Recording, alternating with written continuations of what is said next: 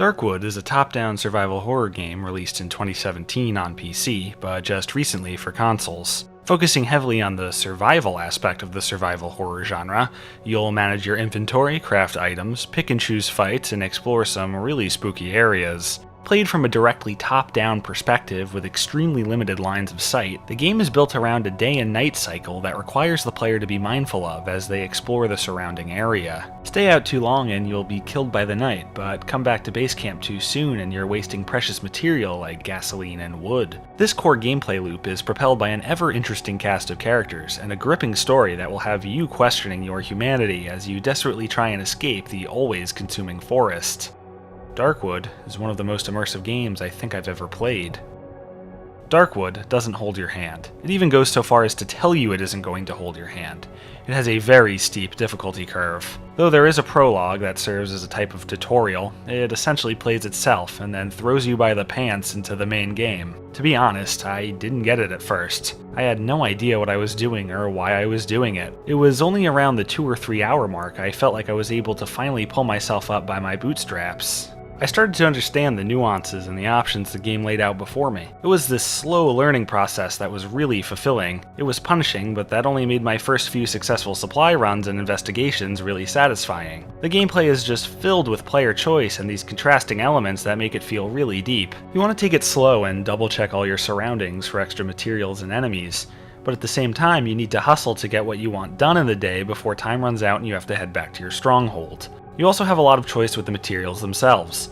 Most items are used in crafting both defensive and offensive items, choosing between repairing your weapon or building traps, creating a light source or filling your generator, and bandages or firebombs are just some tough choices you'll find yourself caught between. Darkwood has some of the best inventory management puzzles out there.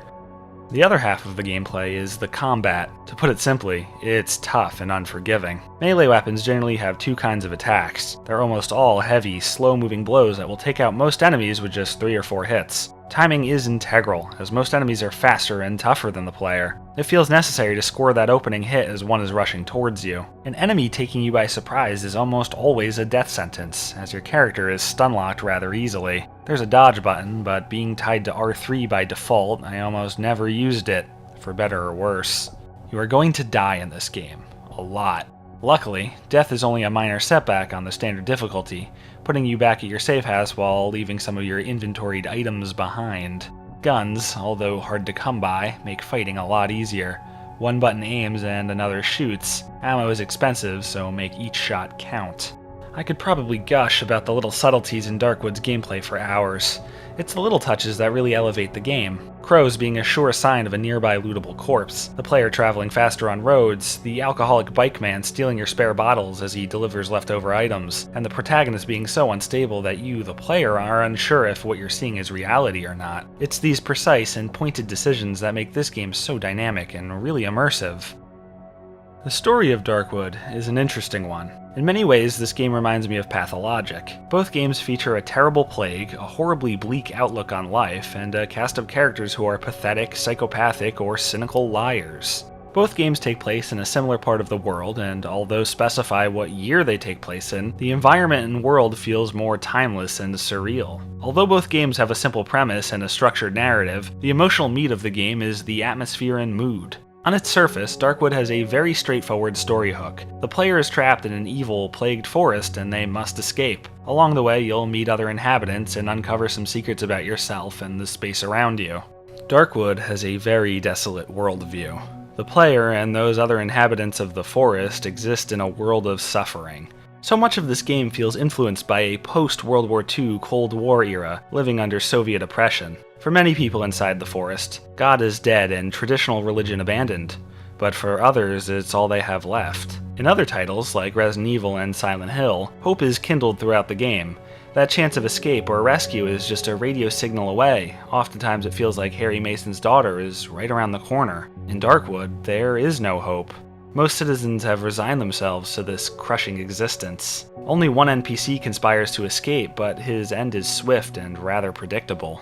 Only the protagonist seeks the road home, and is constantly talked down to by everyone he meets because of it. Darkwood will have you questioning what it means to be human, and to have humanity. The player character, along with most others you meet, can barely qualify as human, both in appearance and action. They've become so far warped from anything recognizable, it's hard to make out exactly what you're talking to sometimes. Darkwood is a game about going home.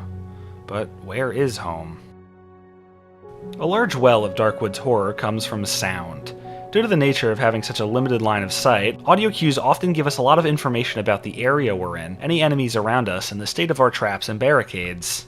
Especially at night, Darkwood uses sound to its advantage. Ominous knocks on the door, heavy footsteps, and short, bursted breaths all kept me on the edge of my seat as I prayed for morning. Ambient sound brings the environment to life as twigs crack underfoot and savages pound trees. Oftentimes, the music will slowly morph into tense strings as you explore a particularly dark house or locked shed. The art and animations are also superb. While the world is ultra-detailed pixel art, the conversation screens are some really great illustrations. My one gripe with it all is the character animation. Because the movement controls are really tight, oftentimes the character walking backwards or changing directions quickly can look really video gamey. I find the color palette of the game a very interesting choice as well. Darkwood isn't colorful. The only visible color is the narrow FOV our character has. Everything else from inventory items to 75% of the screen is grayscale. This helps us get into that dreary, hopeless mood I talked about earlier. Darkwood does a really great job of reflecting its themes and message in all aspects of the game.